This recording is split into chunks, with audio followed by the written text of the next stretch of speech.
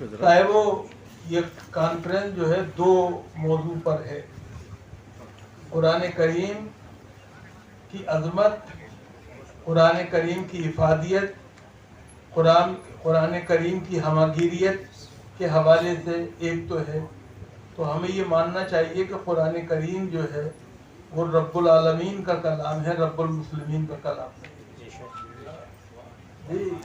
دوسری بات جو ہے وہ یہ کہ قرآن کریم کے اندر اگر آپ دیکھیں تو سورہ فاتحہ جو کہتے ہیں، جس کو اوپننگ سورہ جو ہے، اس کے اندر کس طرح سے اپنے رب سے بندے کا تعلق ہونا چاہیے، اسے کس طرح ایڈریس کرنا چاہیے، یہ بتایا گیا ہے۔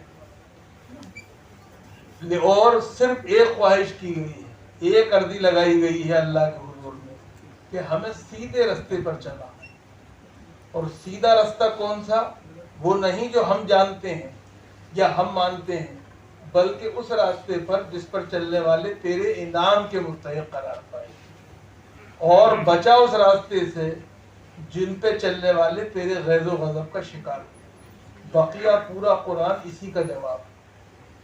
اس میں بتایا گیا ہے کہ دیکھو، آدم ہے، شیس ہیں، نوح ہیں، ابراہیم ہیں، موسیٰ ہیں، اسی طرح اور دوسرے عیسیٰ ہیں، حضرت محمد رسول اللہ صلی اللہ علیہ وسلم تو ہیں ہی، لیکن ان کے علاوہ دوسرے لوگ ہیں۔ یہ تمام کے تمام وہ ہیں جو کہ بنیادی طور پہ ہمارے انعام کے مستحق قرار پائے۔ اور اس میں دلچسپ بات یہ کہ کسی ایک مذہب کی ماننے والے نہیں ہیں، یہ سب الگ الگ اس کے۔ اور دوسرے قرآن کے اندر ایک کمال یہ ہے کہ وہ لِكُلِّ قَوْمٍ ہاتھ کہتا ہے، اس کے ہر قوم میں اللہ نے ہدایت بھیجنے والے، ہدایت پہنچانے والے بھیجے۔ تو سوال یہ ہے کہ ہم ان کے نام جانتے ہوں یا نہ جانتے ہوں، اور قرآن ہمیں اس کے لیے مجبور کرتا ہے، اپنے ماننے والے کو اس کا پابند بناتا ہے کہ وہ ان میں فرق نہ کریں، ان میں فرق نہ کریں۔ یہ بڑی بات ہے، اس کا خیال رکھنا چاہیے۔ یہ باتیں میں اس لیے مبارکباد دیتا ہوں کہ ہندوستان کے حوالے سے آج ان چیزوں کو عام کرنے کی ضرورت ہے۔ قرآن وہ کتاب ہے جو ہمیں بتاتی ہے لِكُلِّ قَوْمٍ ہاد، ہر قوم میں ہدایت پہنچانے والے بھیجے گئے۔ قرآن وہ کتاب ہے جو ہمیں بتاتی ہے لا اکراہ فی الدین، دین میں کوئی زور زبردستی نہیں ہے، دھرم میں کوئی زور زبردستی نہیں ہے۔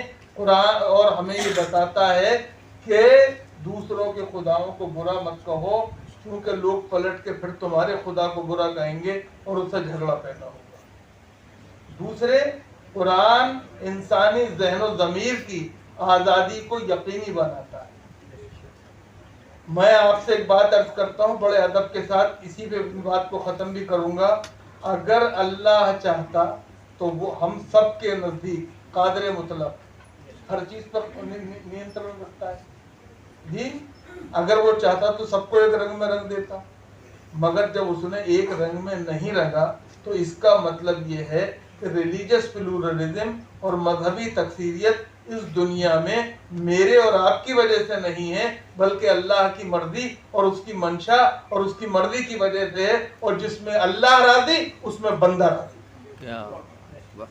یہ بات ہمیشہ ذہن میں رکھنی چاہیے، اور ہمیشہ اس بات کو اپنا وہ بنانا چاہیے لکم دینکم ولی دین، تمہارا دین تمہارے لیے ہے، میرا دین میرے لیے۔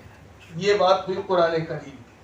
اب جہاں تک بیت المقدس کا سوال ہے، یہ سوال بار بار اٹھایا جاتا ہے کہ اتنی دور بیٹھ کر آپ لوگ اس کے لیے کیوں پریشان ہوتے ہیں؟ ہم اس لیے پریشان ہوتے ہیں کہ وہ سرزمین نبی کریم علیہ الصلوۃ والسلام کے سفر معراج کی پہلی منزل ہے، اور وہاں سے عروج آدم خاکی کو وہ کیا منزل ملی کہ جب وہ پہنچ گیا اپنے رب کے حضور، جو ہمیں اس لیے اس کی بات ہے، تو وہ ہمارے عروج کی کہانی بھی بتاتی ہے، ہمیں یہ خیال رکھنا چاہیے۔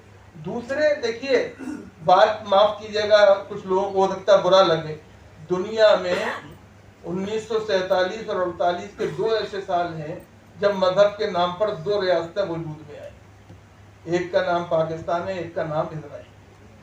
جی ہمیں یہ بنیادی طور پر نہیں بھولنا چاہیے کہ مذہب کے بنیاد پر جب کوئی ریاست وجود میں آتی ہے تو وہ بنیادی طور پہ سب سے زیادہ نقصان مذہبی کو پہنچاتی ہے۔ ہم آپ سے یہاں ایک بات یقین سے کہنا چاہتے ہیں اور سب کو گواہ بنا کے کہنا چاہتے ہیں کہ ہم یہودیت کے خلاف نہیں، ہم یہودیوں کے خلاف نہیں، لیکن ہم صہیونی عزائم کے خلاف، ہم غریبوں کی، بے سہاروں کی، نہتوں کی، بیچاروں کی زمین پہ قبضہ کر کے اور ان پہ اپنے مکانات تعمیر کرانے کے خلاف۔ ہم بنیادی طور پر کیا مسجدوں کے اوپر، خاص طور سے بیت المقدس کے اندر مسجد اقصیٰ جو ہے اس پر حملے کے خلاف ہیں۔ کیوں کہ ہم یہ نہیں چاہتے۔ ہمیں افسوس یہ ہے کہ بعض مسلم ممالک نے، جن عرب ممالک جس سے میری مراد ہے، انہوں نے بنیادی طور پہ اسرائیل کی طرف محبت اور دوستی کے ہاتھ بڑھائے، اور یہ بتایا گیا اور ہم نے بھی اسے مانا اور اس کو تسلیم کیا کہ شاید اس کے ذریعے اسرائیل اور عرب جب قریب آئیں گے تو فلسطینیوں پر ظلم کم ہوگا۔ لیکن ہم دیکھ رہے ہیں کہ ان دوستوں کی دوستی کا ہاتھ بڑھانے کے بعد فلسطینیوں پر ظلم زیادہ بڑھ گیا ہے، فلسطینیوں پر زیادہ سے زیادہ ان کو پریشان کیا جا رہا ہے۔ اس کے اوپر ہمیں نہیں بھولنا چاہیے اور ہمیں ان کی فکر کرنی چاہیے۔ اور یاد رکھیے،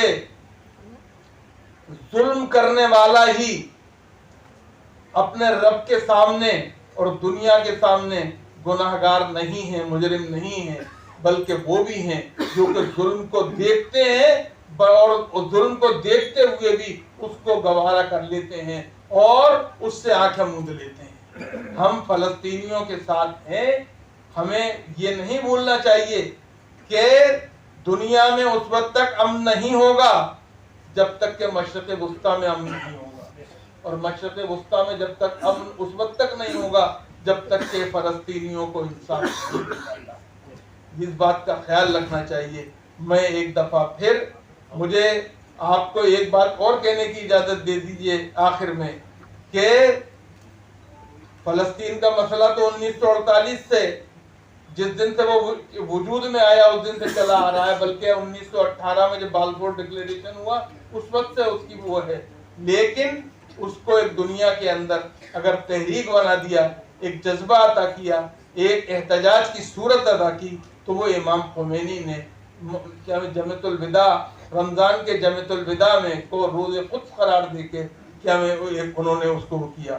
ہم ہندوستانی مسلمان ہی نہیں، ہندوستان کے تمام شریف ہندوستانی جو ہیں وہ فلسطینیوں کے ساتھ رہے ہیں۔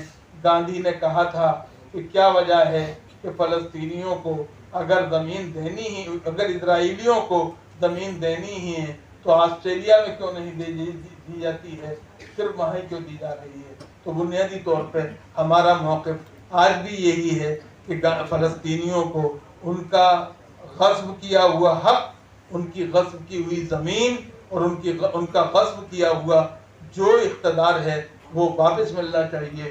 یاد رکھیے، آپ یہ نہیں کہہ سکتے کہ فلسطینی جو ہیں وہ انتہا پسندی پہ آمادہ ہیں۔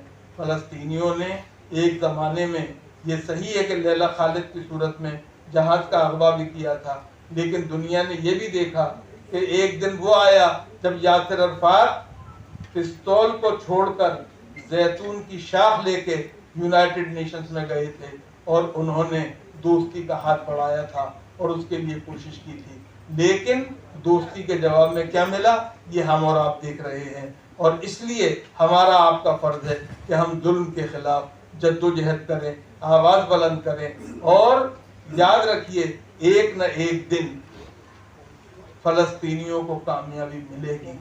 کیوں کہ اذا جاء نصر اللہ والفتح ورأیت الناس يدخلون فی دین اللہ فسبح بحمد ربک واستغفر انہ کان توابا۔ اللہ رب العزت فلسطینیوں کو مددگار ہو۔ بہت بہت شکریہ۔